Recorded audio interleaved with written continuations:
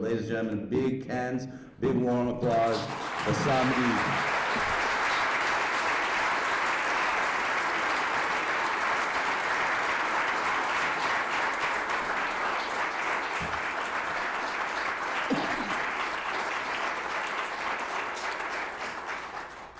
Thank you very much. Good evening to everyone and shalom. Thanks for the organizers, thanks for the sponsors and the supporters, and of course, thanks for each of you for coming and joining us this evening. Unfortunately, the tense right now in the relationship between the Israelis and the Palestinians, something that I never ever noticed since 1967. People are so scared from each other.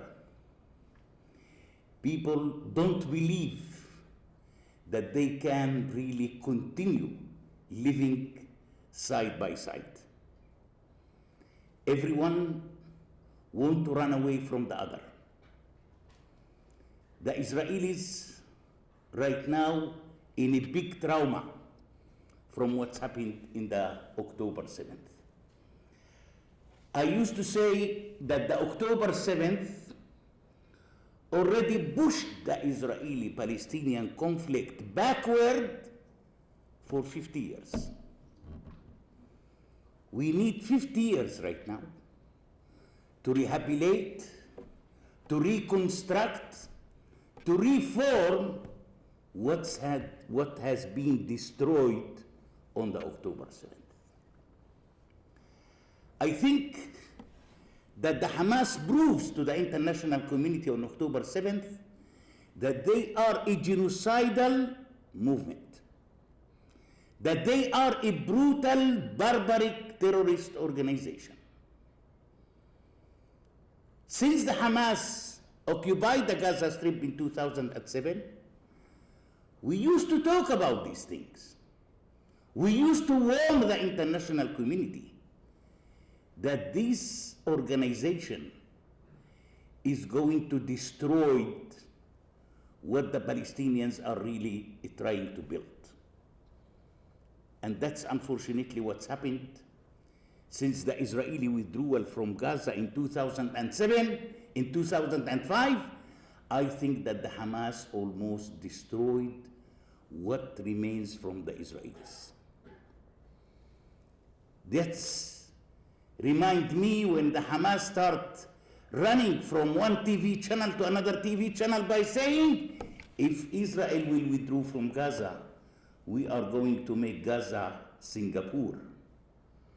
I think that the Hamas turned Gaza into ISIS.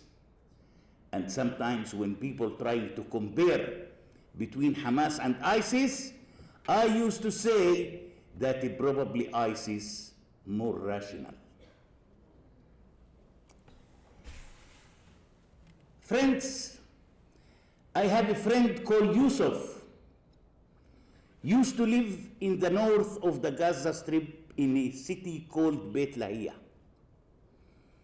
Yusuf is a father of 6 children, working in a bakery in the Gaza city, 12 hours a day work for $2.5 American, 10 Israeli shekels. 10 Israeli shekels for a family of 8 persons. One day he called me and he said, Bassem, do you know what's happened yesterday night?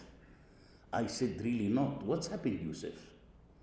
He said 4 people came to my house in the evening. And they told me that they are going to build a tunnel under my house. And they told me that they are going to pay me $50 a month. This is the Qatari money, yeah? Not the Hamas money. This is the Qatari money.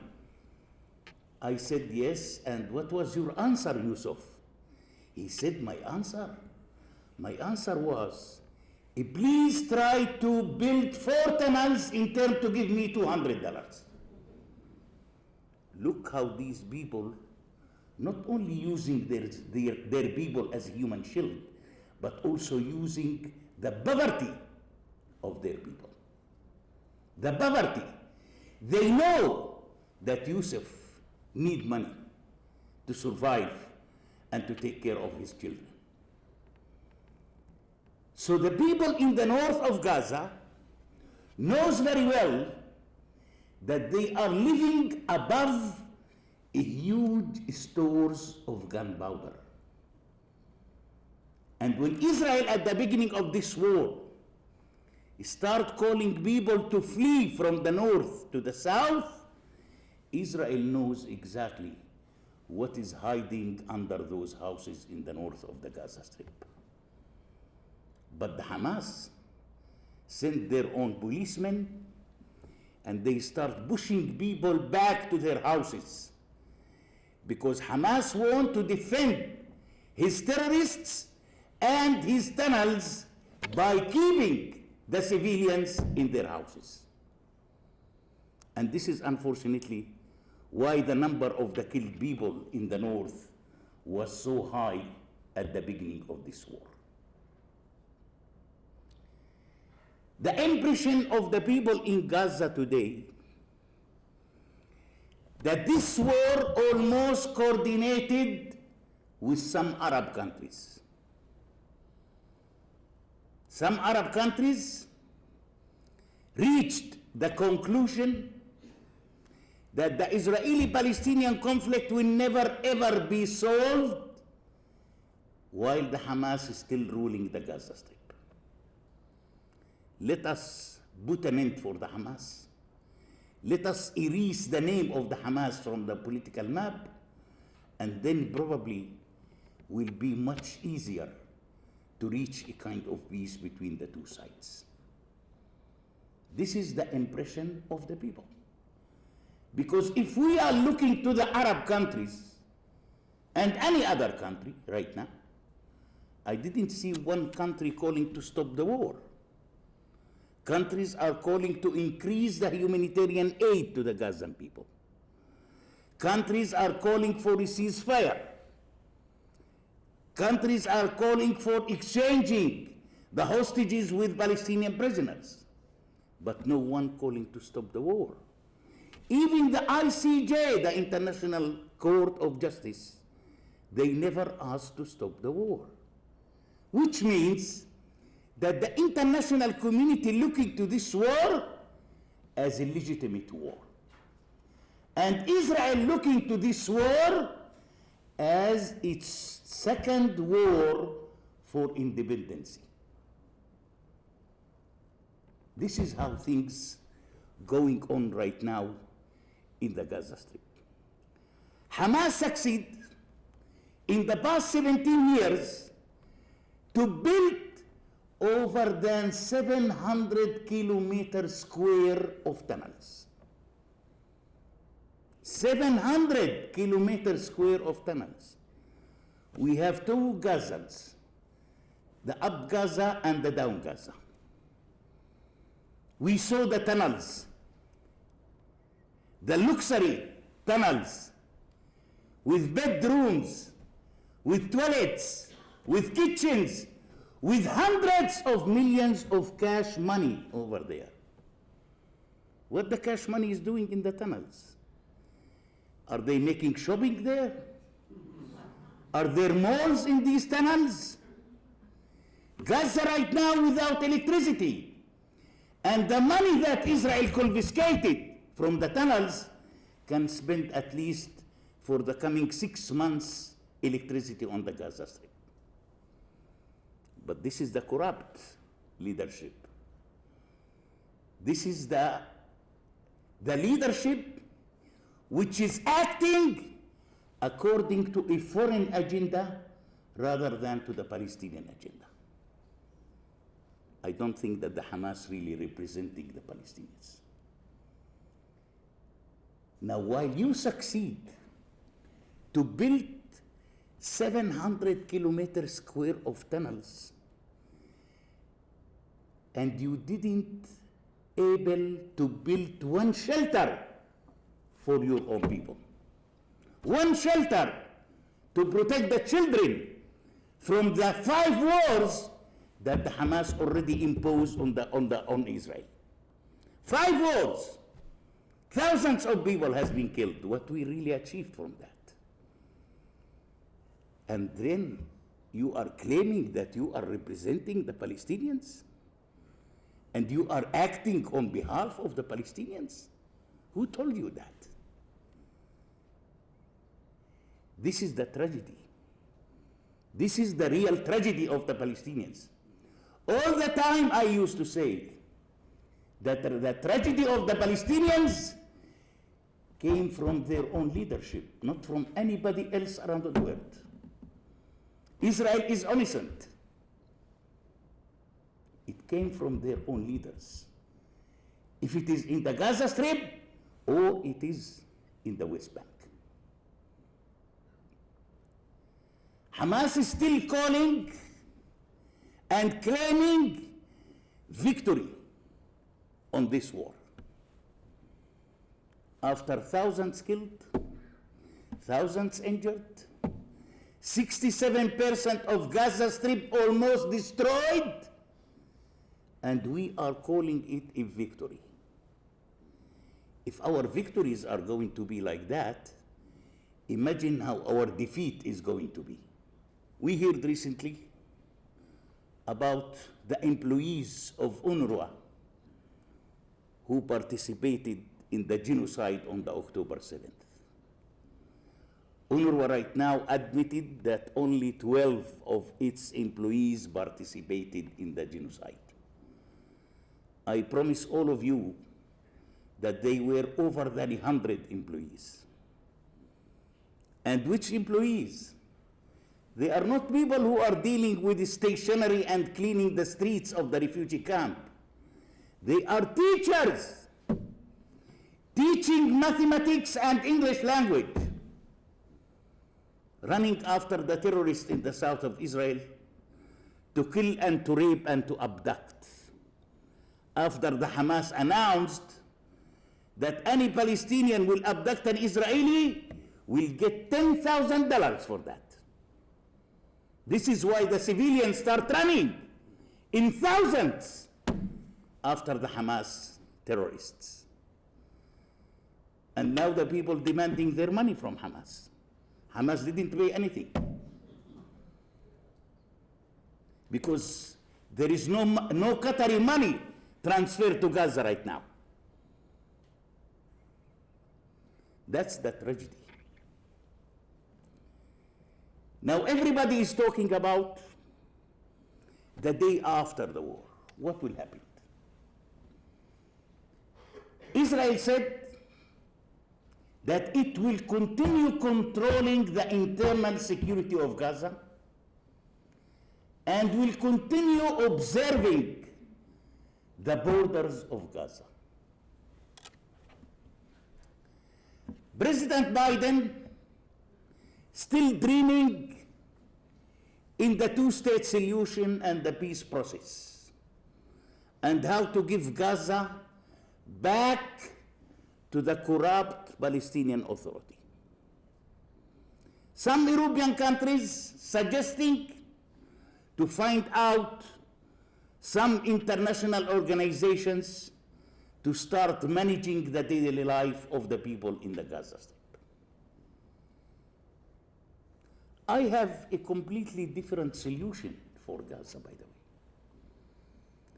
I start saying that it is the time to give Gaza back to its people.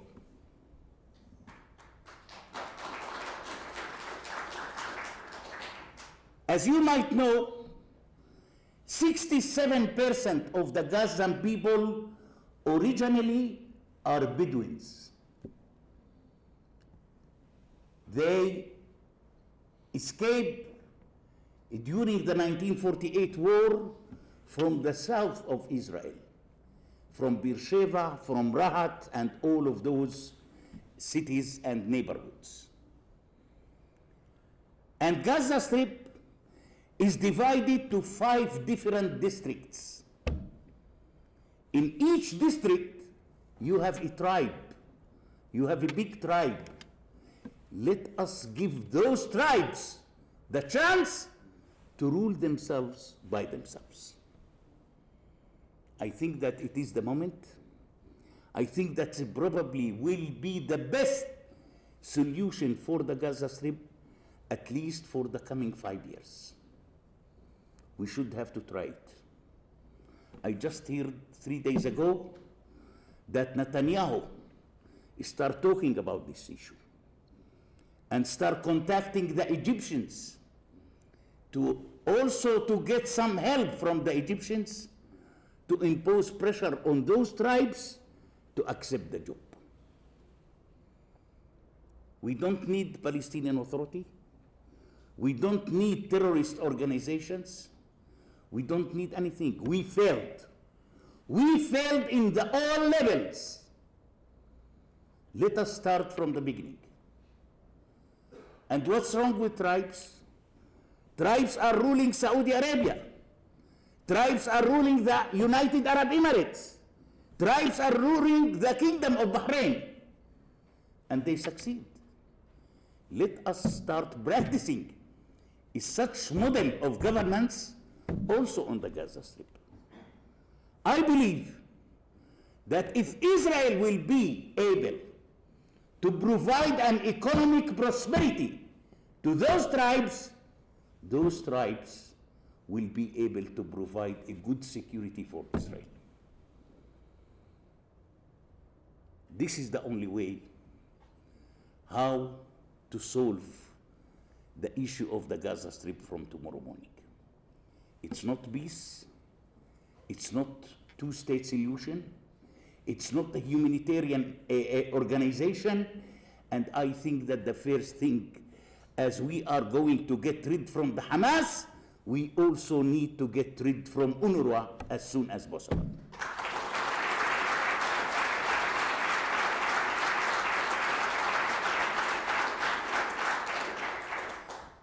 Most of the refugee camps in Gaza already destroyed. So what is the need of UNRWA? What is the need of UNRWA? UNRWA's main job is to take care of the refugees and the refugee camps. So if there is no refugee camp, what is the need for UNRWA? This is the first thing that we should have to do. The second thing is how to get rid from the textbooks and the curriculum in the schools, which is UNRWA imposed it on the Palestinian children. They are teaching them how to explore themselves. This is what they are teaching them. UNRWA became one of the biggest anti-Semitic organizations in the world, and one of the biggest corrupt organizations in the world. I think that it's a golden opportunity on what's going on in Gaza right now. The first thing to get rid from UNRWA, as we are going to get rid from the Hamas.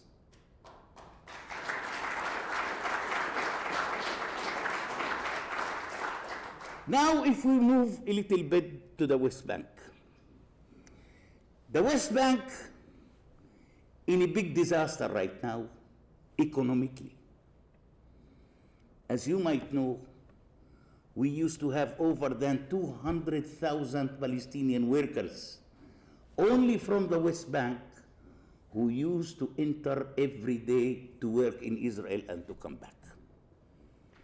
Those 200,000 workers used to bring hundreds of millions of shekels every month to the West Bank. Now, since October 7th, no one Palestinian worker is allowed to enter to work in Israel. And people wondering, almost over than 4 months, people lost their jobs. How long they are going to wait? Is it another 1 month or 2 months? But what about if this war will continue for another 6 months? What will happen in the West Bank? I hope that the economic situation in the West Bank is not going to increase the violence of the Palestinians over there. And I think that the Israeli government should have to rethink about this issue very urgently. The Palestinian Authority, as you might know, became a rehabilitation center for handicapped people. They couldn't do anything over there. I believe if any elections will take place tomorrow in the West Bank, Abbasi probably will be elected by his 2 sons and his wife. And I am doubt about the wife.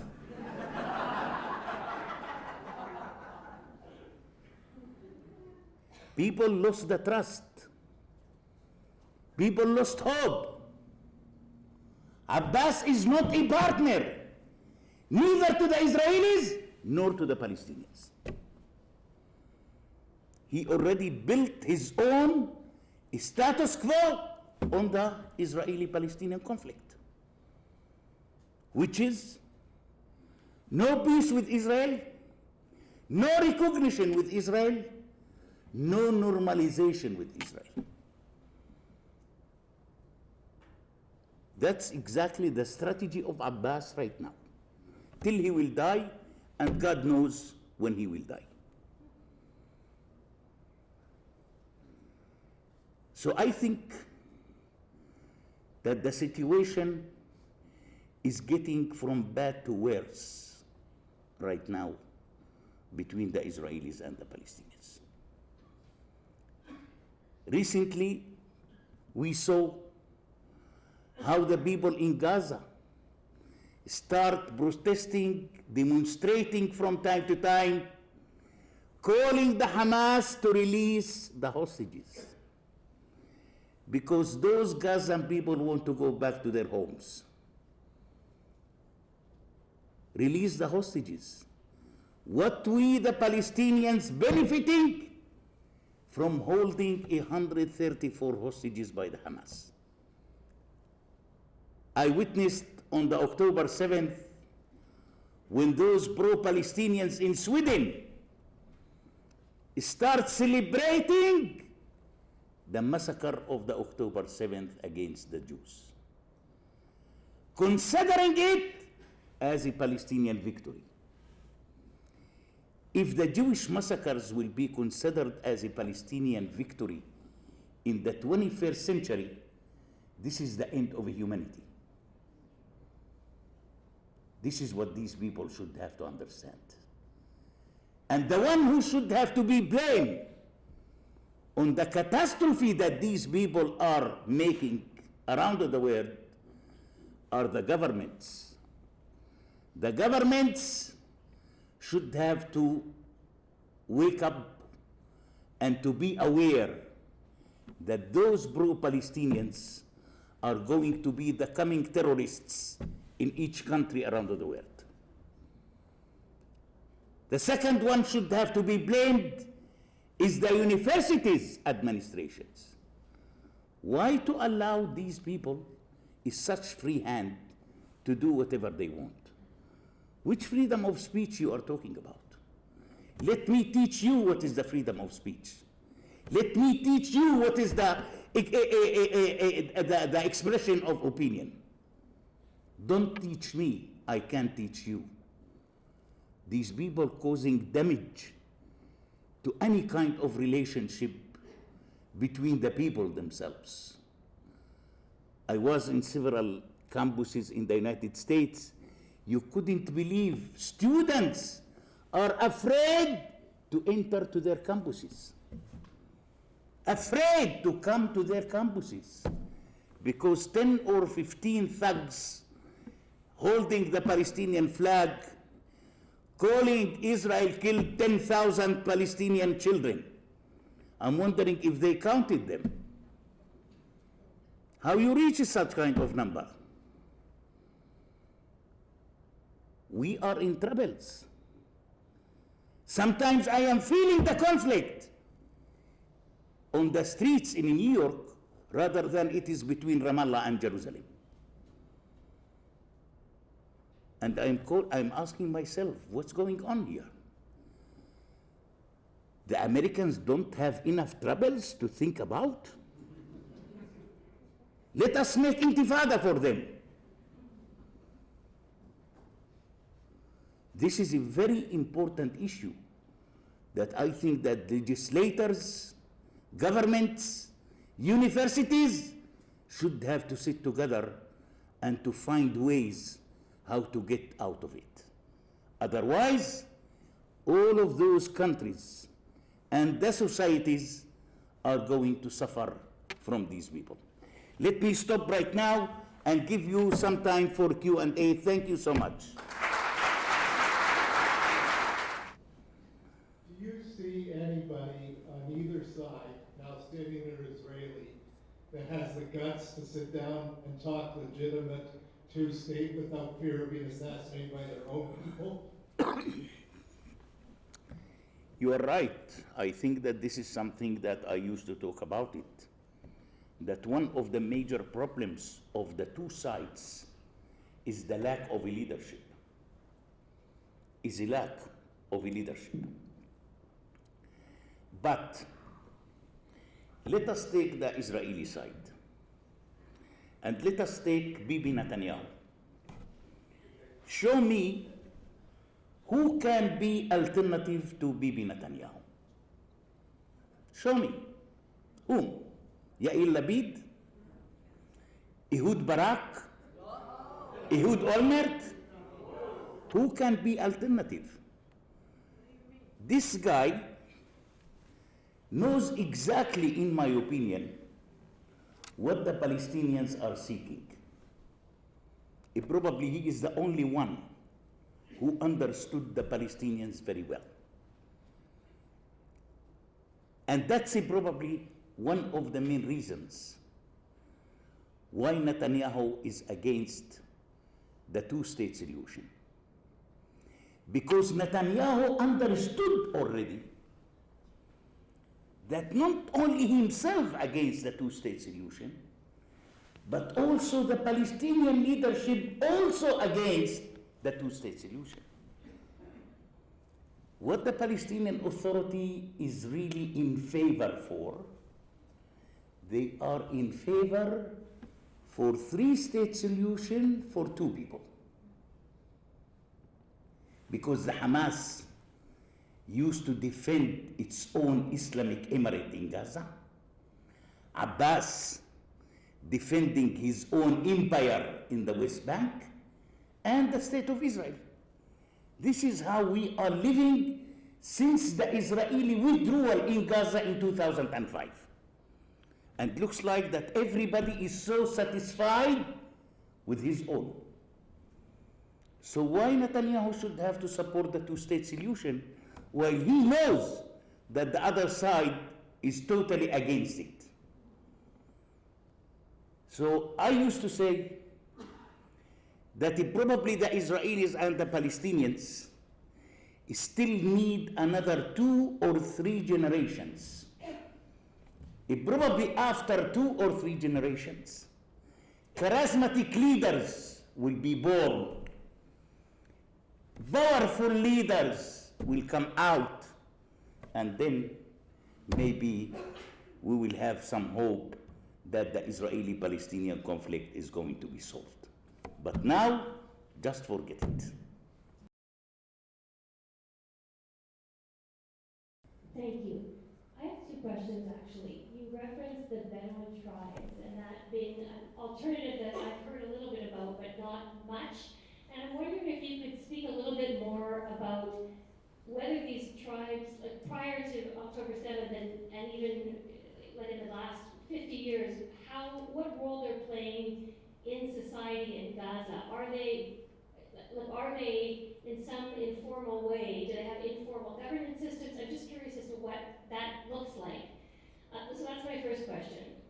My second question is, you didn't speak at all about the massive destruction that is being wreaked on the Palestinian people, and I'm just curious as to what your thoughts are, because that seems to be the elephant in the room. And just what your thoughts are on what is happening and the innocent people who are suffering. Let me start from the second question, please. The mass destruction. I think that the mass destruction in Gaza has been caused by the Hamas, not by Israel.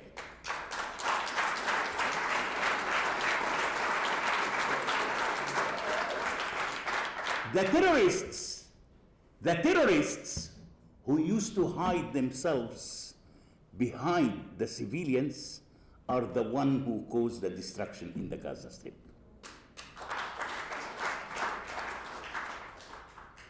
The one who is building tunnels under houses are the one who caused the destruction in the Gaza Strip.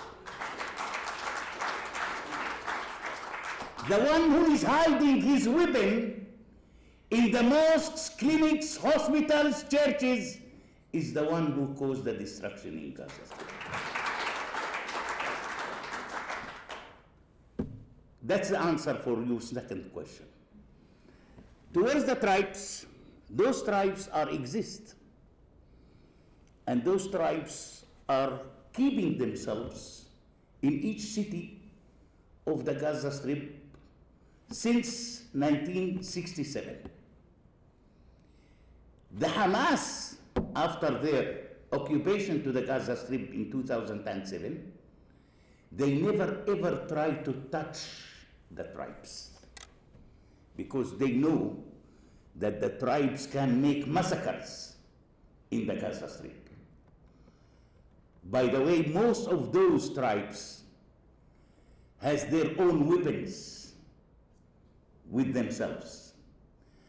And I remember recently, 2 months ago, one guy from those tribes jumped on one of the trucks who is carrying humanitarian aid inside Gaza, and the Hamas ran after this guy and they killed him. You couldn't believe that all the Hamas people flee from that city because the tribes start warning them. So these people are very strong. They exist. They need, no doubt, that they need some protection here from the Hamas and from the Palestinian Authority. And I think that this is why Israel contacted Egypt to take a part of this issue and to try to convince those tribes to accept the job. I believe if those tribes will handle all authorities, the civil authorities in the Gaza Strip, they are going to be much more stronger than the Hamas. And I think that this is something we should have to start with it tomorrow morning to show the Hamas that you are almost lost your authorities in the Gaza Strip. Yeah. Yes. Two questions. You pointed out something very important, that is there is going to be a transition of power in the West Bank probably next year or in 2 years or in 5 years, because Abbas is getting really old. But we also know that right now there is a lot of people in West Bank that, at least according to the polls, they support Hamas. So what's going to happen the day after? And then second question is, you also mentioned Egypt, and Sisi is not a very strong position right now. It's not Mubarak. So what happens is if Sisi falls? Yeah, let's take the first one about the polls and the surveys. You are right. At the beginning of this war, the survey shows that the majority of the Palestinians in the West Bank and Gaza are supporting the Hamas. At the beginning, people has been shocked from the Israeli reaction in the Gaza Strip. This is something that no one expected.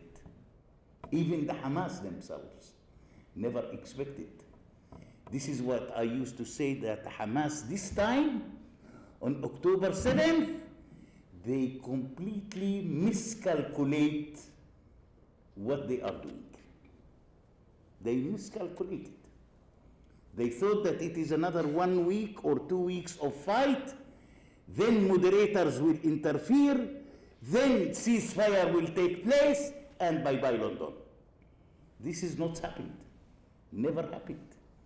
So people has been totally shocked in the West Bank and in Gaza from what is going on. But slowly, slowly, people start realizing what's really happened on the October 7th and why Israel reacting in a such strong way. If you will take the surveys in the past 1.5 months, the number almost dropped to less than the half. Less than the half. 3 weeks ago, I read a survey it took place in Gaza. 36% supporting the Hamas. Now, if you will come and check who are the 36% in Gaza, they are the Hamas. So the Hamas supporting Hamas. What is their price here? What is their price?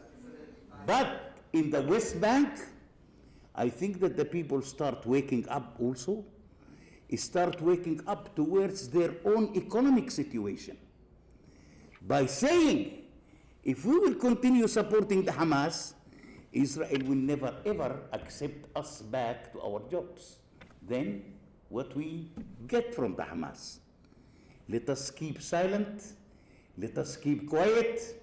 Maybe that's will give Israel a little bit energy to reopen their borders to the Palestinian workers. So the numbers are dropping down and down and down and down. Now towards the Sisi. I saw on the social media tens of thousands of posts considering Sisi as an Israeli traitor. Now, I don't think that he is an Israeli traitor. I think that he is a very intelligent leader. I think that Sisi also want to get rid from the Hamas, because Egypt suffered from the Hamas, especially in Sinai, with the ISIS terrorists. The ISIS terrorists in Sinai used to enter to Gaza to rest and then to go back to fight the Egyptian army over there. Sisi is in favor to clean Gaza from the Hamas. Now Sisi, under a kind of pressure, not only from Israel but also from the Americans, that if Israel want to invade Rafah, at least we want 500,000 Palestinians to move to the Sinai area, to cross the borders to inside Egypt. And he is under pressure. He don't know what exactly to do, but right now looks like that he might agree for several hundreds of thousands of Palestinians to enter temporary, to Rafah until the Israelis will finish its operation in Rafah. Because right now, all, let's say, the directions showing that the leadership of the Hamas and all the hostages are in Rafah right now, not in anywhere else. And the Israelis right now should have to invade Rafah at least to release those hostages first of all. Yeah. Any other question or somebody in the middle here? You always know that's the middle. Thank you, Bassem. That was most helpful. Don James from Bridges for Peace speaking, and I like this two-question idea. My first one, I'm just going to throw the minor question is, what is the deal with Qatar and the U.S.? Why is the U.S. working so closely with Qatar? But let's just, if you want to answer that, that's fine. No, I like to answer it. Wait. I like to answer it. I like to answer it right now. See, last Friday, 2 days ago, I was in Washington, D.C., and I was invited to come to join a gathering in front of the Qatari embassy in Washington, D.C. for the issue of the hostages. And I was requested, to talk there for 5 minutes. What I said, that the United States is playing on the two sides here, on the Israeli side and the Qatari side. Biden told Qatar, don't go so speedy with the deal on the hostages. Slowly, slowly. Don't go fast. Why?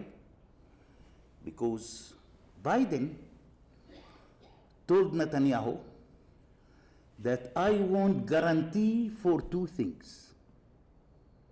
Biden won't guarantee from Netanyahu on two things. The first one, the two-state solution. The second one, to give Gaza back to the corrupt Palestinian Authority and Mahmoud Abbas. Till today, Netanyahu refused. So Biden told the Qataris, don't move very fast.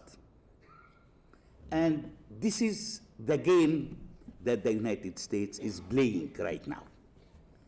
But the United States, if they want, believe me, yesterday they can release those hostages. Yesterday, not today. But they are not in that big fan to do that until Netanyahu will agree to the conditions of President Biden. Because Biden, these two conditions that Biden gave to Netanyahu, that's going to help him too much in his election campaign. And the Americans are so close, to their own elections right now, and he wants to be well prepared for that. Yes, sir. Did you say that the U.S. could cause the hostages to be released, or the Qataris could? No, the U.S., not the Qatari, the U.S. Can I ask my other question, Ron? Okay, well, it's not that quick, but I like the idea of the tribes. First part of the question, are they hating the Jews? And second part of the question, would they welcome Jewish settlements, Jewish people to live in Gaza? I don't think that even the Israelis are not welcoming the Jewish settlements in Gaza. Don't go so far, Don't go so far. I don't think that this is a condition. And secondly, Israel was in Gaza for a long time. Israel knows these people very well. Israel used to work with these people a lot. So the relationship between Israel and those tribes already exists. Israel just, probably 18 years ago only left the Gaza Strip.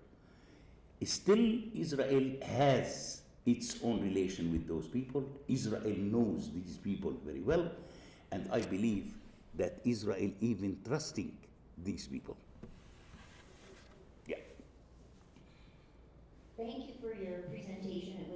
I felt very hopeful because I feel that you are presenting a perspective that is very open. And my question is there a movement behind you? Are there people that we can connect with in our own community? Because all I see in social media is BDS and hate campaigns. And I would like very much for us to be able to reach out. So, is this possible? I don't know in Winnipeg if this exists, and I don't know in Canada. We just don't see it in social media. We see individuals, but we don't see movements. You mean the BDS? I mean No. something equivalent to what you're saying.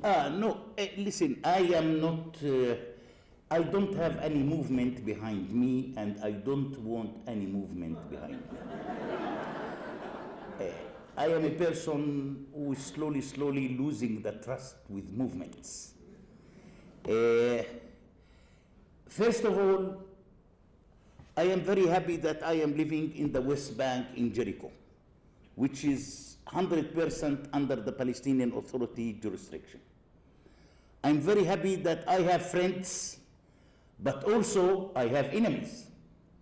Not everybody likes me, but also not everybody hates me.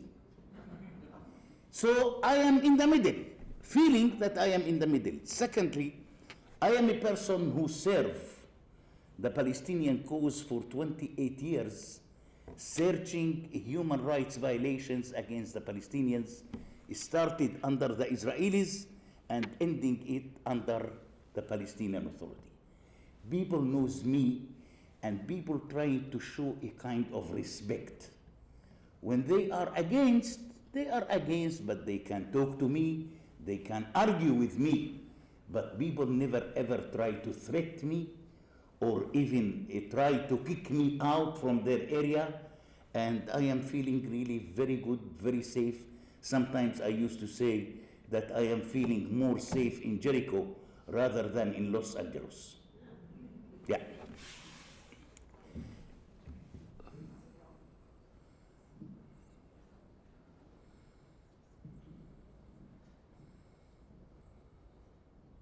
Yeah, Bassem. You just answered my question, actually, but I just wonder if you could expand. First of all, I salute you for your passion for truth. Thank you so much for that. But I wanted to know, in your own community, how you feel, how you're treated. Are there other people like you? Of course, I am not the only one. But sometimes people coming to me by saying, listen, not everyone is Bassem Eid. Bassem Eid has his international impunity from the Palestinian Authority, and this is why you can go and speak loudly about what is really going on. But believe me, there is a lot. I have meetings with Palestinians sometimes every month in different, cities and refugee camps and neighborhoods. And a lot of people want to come and to express their impression and their opinion about what is really going on.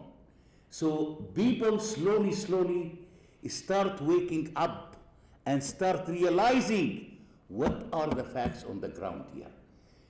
I was just 2 months ago in a refugee camp in the north of Ramallah called Jalazon refugee camp. I went there to meet some friends. So among them was Muhammad. I came to Muhammad and said, how are you, Muhammad? You know what Muhammad answered me? He said, listen, Bassem, when I am waking up in the morning, I am thanking God twice. The first one, that he created me a Muslim. The second one, that he gave me the opportunity to live under the Israelis. So he's thanking God for that, yeah? So I think that the Palestinians almost realized the good level of life that they have under the Israelis. Listen, I am personally visited most of the refugee camps in Lebanon and in Syria and in Jordan.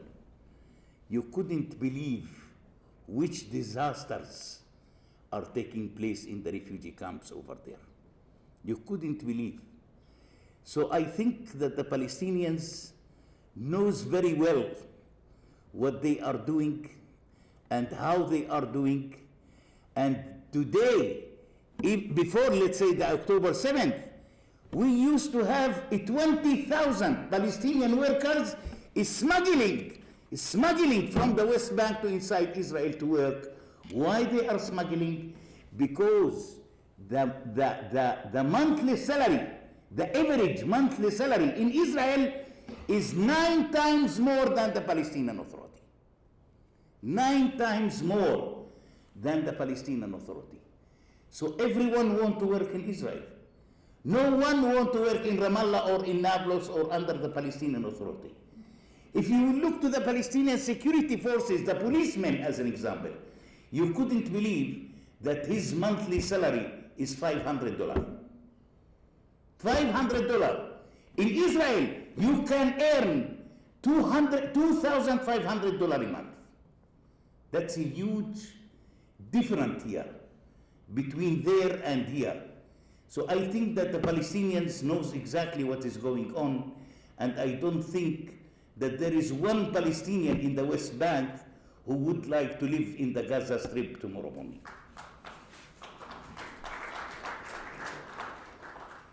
Last question, please. Last question. Thank you so much. I appreciate your insight and wealth of knowledge, experience, your elderly perspective, and standing bold to make all this statement. Pardon me, please. I may have missed something, but I wanted to. I didn't get because the topic said what led to the Israeli-Hamas war, and I know you talked about October 7th. But October 7th, I think, in my own perspective, just kind of more aggravated the situation and full-blown war. But really, your last comment, you just mentioned a little bit of economic reasons, or maybe historical, maybe religious, maybe. So, what maybe in a very simple sentence, what actually led to the war before October 7th?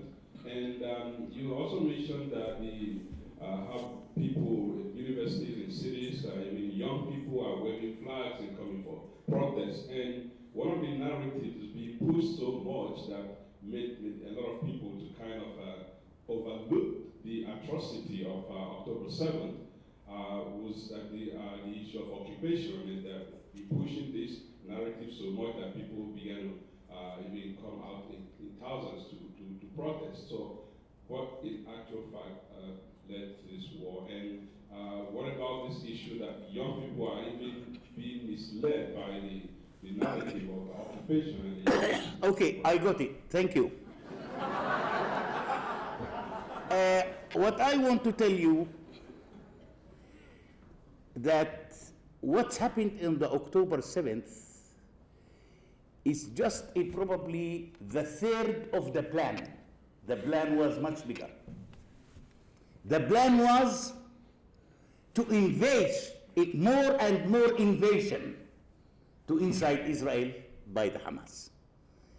Because the plan is not being put by the Hamas. It has been put by the Iranians. Listen very well, yeah? Now, the Iranians reach a point that we should have to revenge from Israel in any way. Israel almost succeed to hunt several high-ranked people, Iranians, if it is in Iran or it is in Syria. And the Iranians can do nothing. They couldn't attack Israel. They couldn't impose war on Israel. They are not interested to be a part of the war. Let our agents do the job. So the plan was much bigger than what's happened on the October 7th. So it was an Iranian revenge. Now, what makes the plan failed is the hundreds of civilians who start running after the Hamas guys in the south of Israel. That's made the plan a kind of a chaos. And the Hamas start looking, and wherever they are looking, they are meeting a Gazan civilians, not Israelis, a Gazan civilians. And then the Hamas decided to stop the plan only over there and to start, cleaning whatever comes to their hands, to enter to the houses, to break doors, to kill people, to shoot people, to rape, to abduct, whatever. And this is what has been done. But that's used to lead for a huge war, man, for a huge war. But unfortunately, fortunately, the plan was failure because of the civilians who was running after the Hamas people. And I think that one of the Hamas guys, Saleh Aruri, the one who assassinated by Israel in South Lebanon, he already admitted that in one of his interviews to a Russian channel called Russia Today. It's an Arabic channel, and he gave a lot of information about the plan, which has been, he didn't mention that it was put by the Iranians, but we know the Iranians' fingers when they are playing, which kind of music can come out. Yeah, great, thank you so much. Thank you, thank you, thank you, thank you, thank you. Thank you, thank you, have a wonderful night. Thank you, thank you, thank you, thank you. Great.